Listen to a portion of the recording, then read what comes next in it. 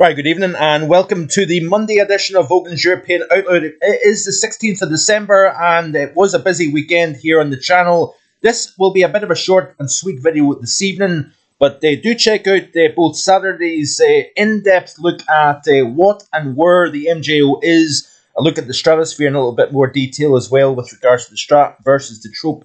And there's nearly a half an hour long video back on Saturday. If you haven't already watched it, do check that out if you're interested. And then it was the Global Weather and Climate Report yesterday afternoon as well. So the live stream will be back this upcoming weekend. Little break this past weekend. I was at the Christmas Panto with the family. So nice to have a little break and time with them.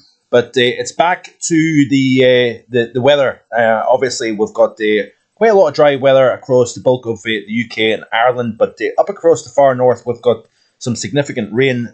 These totals are really mounting up as we've got this Atlantic conveyor belt of moisture running around the top of the high into the upslope areas of West Highland. And that is creating some issues there. But this is the temperature anomalies through the first 16 days of the month. We're starting to see that warm anomaly grab hold, and I think that will be the case as we move through the remainder of December. We will revisit the MJO and the stratospheric situation in the next day or so, so stay tuned for that. But this is the upcoming 7-day sea level pressure. We've got quite a deep trough over northern and eastern Europe at the moment. We've got the high now sliding just to the west, southwest here in the means, and this is how the temperature profile is looking for the upcoming 7-day period. So firmly warmer than average. This month will be warmer than average, and that was predicted both in the December as well as the winter forecast overall. I want to go back to the pressure chart, by the way, for the next 30 days. Rather interesting look, actually, isn't it? Got quite a deep trough. Similar kind of scenario to what we've got at the moment. But this is the period between Sunday 15th of December through Tuesday the 14th of January. And if we look at the temperature anomalies for the same period, that same 30-day period, it's actually warmer than average, which is interesting given the fact that we've got the high to the west. So, stratospheric polar vortex is strengthening. Mean zonal winds are strengthening as well. And there's a wee bit of complication with regards to the Mont-Julian oscillation, but we'll look at that in a little bit of detail coming up. Looking at the rainfall totals over the last 24 hours, so very little in the way of rain across the bulk of the UK and Ireland, actually, but it's really that west and north of Scotland. Look at the difference here between Loch Liscarnock and Tain. Not a massive difference in terms of distance, but we've got 40 mils versus 5.6 mils at Tain, whereas if you look at the past 72 hours in terms of the total, we do have a fairly sizable amount of rain, and that rain is going to continue. There is a warning for the northwest of Scotland, I think through the rest of tomorrow, and then the rain will eventually start to peter out. This is the current temperatures, by the way. Quite a large area of mild across the majority of mainland Europe, actually. And while we've had temperatures close to minus 40 in parts of far northern Europe, we're starting to see that cold getting pushed a little bit further east into Russia, as can be seen here. This is the latest radar, by the way, of weather online, and you can see that it is still chucking it down across parts of the west, but mainly across the top of Scotland. Even here, north of Inverness, not seeing a huge amount of rain, but my wife works several miles to the west in Dingwall, and she was saying that there's been quite a lot of floodwaters. So I think we're in a little bit more of a rain shadow than Dingwall, for example. I think some of the moisture, if you know the geography of this area, the winds blow through the hills, and I think you get a little bit more rain. It's very, very localized in terms of where you see significant amounts of rain and barely a drop of rain. I remember, I think it was last October, we had over an inch of rain. We had well over 25 millimeters of rain fall here, but then I drove to Inverness and it was literally bone dry. So it really depends on wind direction versus geography.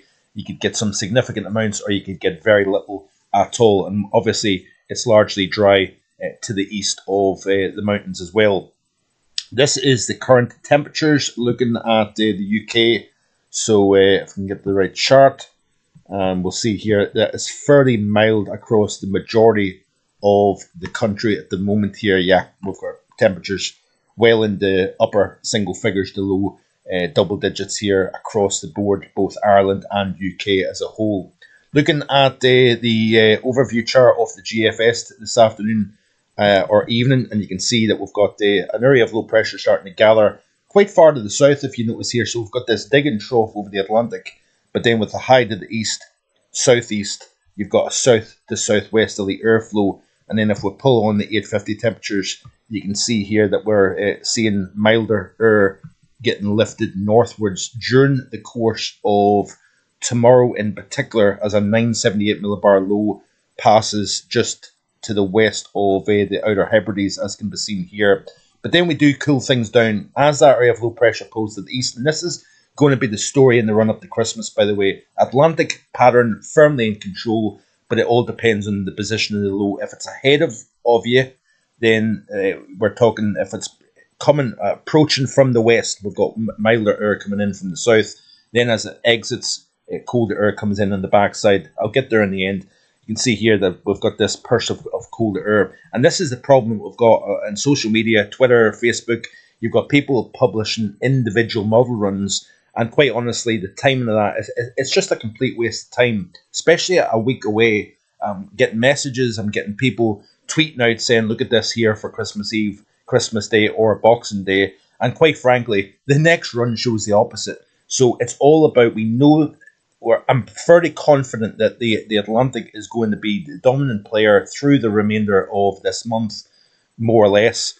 We've got the MJO coming out of the warm phases, so we're going to continue to see that warm theme. The stratospheric polar vortex and the tropospheric polar vortex looks as if they're going to start to couple with one another. That certainly will tighten a westerly zonal flow, keep the Arctic air mainly to the north of the middle altitude pattern as well here. But there's been a disconnect. The stratospheric polar vortex has been quite strong. The tropospheric polar vortex has been fairly weak, allowing the release of cold to the south here. So there has been a disconnect in the two, but it'll be interesting to see whether they start to couple up as we move towards the New Year period. But look at this here, Monday the 23rd of December, and we're firmly in some fairly mild air with high pressure to the south here, low pressure up towards Iceland. Classic positive NAO signal. So there you go.